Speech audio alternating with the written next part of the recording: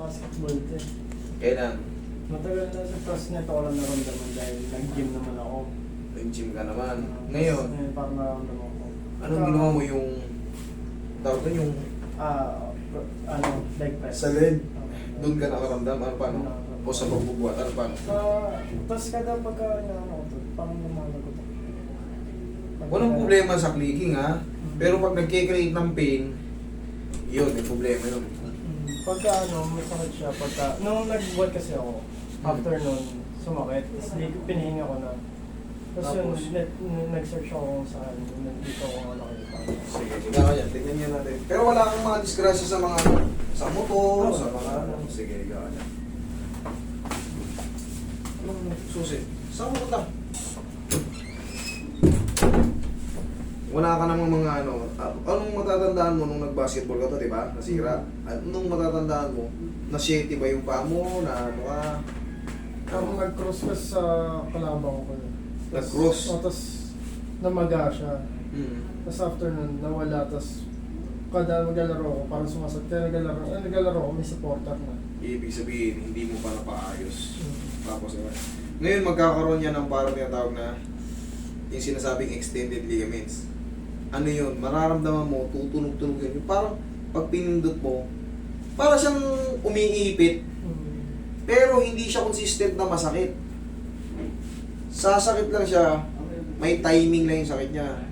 Tapos pag napahinga yun, saan yun? Naglalaro eh. Saan yun? Tumudulas-dulas naman kaya ini. Yun. Yun. Ngayon, pangkaraniwan lang yan sa mga player eh. Pero yan, hindi talaga yan consistent na masakit. Kung ayos na to, yung mga naglalaro na yan, hindi yan talaga masakit. Mangyayari, sasakit lang yan pagka yung bigla ang tapak mo parang papilipit, alanganin. Yan.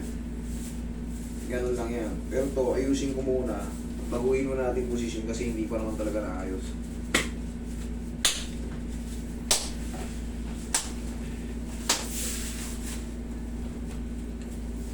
Pero yung tumutunog-tunog, wala yun.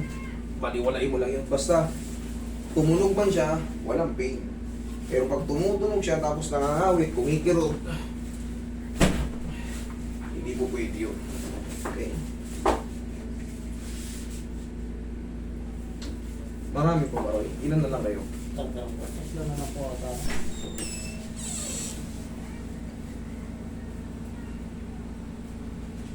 Tapos sa joke ko, normal lang pagka... Apat daw. Pagka parang nakikilig din siya. Ito.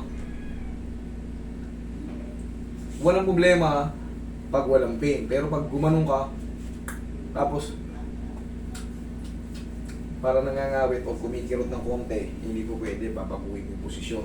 Pero kung nakakakain ka, kahit baka, o yung mga hindi pa ganong luto, chewable pa, mga isaw, hindi sumasakit, wala lang yun. Tapos hindi rin sumasakit yung iba pang part, wala lang yan. Pero kung yan, pag umanganga ka, tutunog, kumakain ka, nangangawit yung panga mo, yan. Yan na yung indikasyon na papalitan mo yung posisyon. Madali lang ang itulak yan. Okay. May mga tunog-tunog, nandyan na yan. Sa akin nga, ano? Ayan.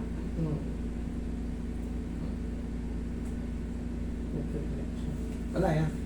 Basta walang pain. Tapos tatandaan nyo, pag maghihigab kayo, idiin nyo yung dyan nyo. Pag ano. Thank me later. Tandaan yan. Yung mga nakakapanood dito, thank me later. Tigasan mo to, idol. Tigasan mo. Sipa mo. Sipa mo. Sige, tupi mo, sipa mo. O, huwag mo pa kawalan to. Sige, sipa. Yun, sapa. Sige, i-check mo yun. Check mo. Takbo ka. Mas suwabe siya. Kasi nararamdaman ko din pag nag-drive din ako kasi. Parang tuhod. Oo. Okay na. Maray ka agad siya. Ngayon. Ngayon, hindi. Okay na. Okay lang yun.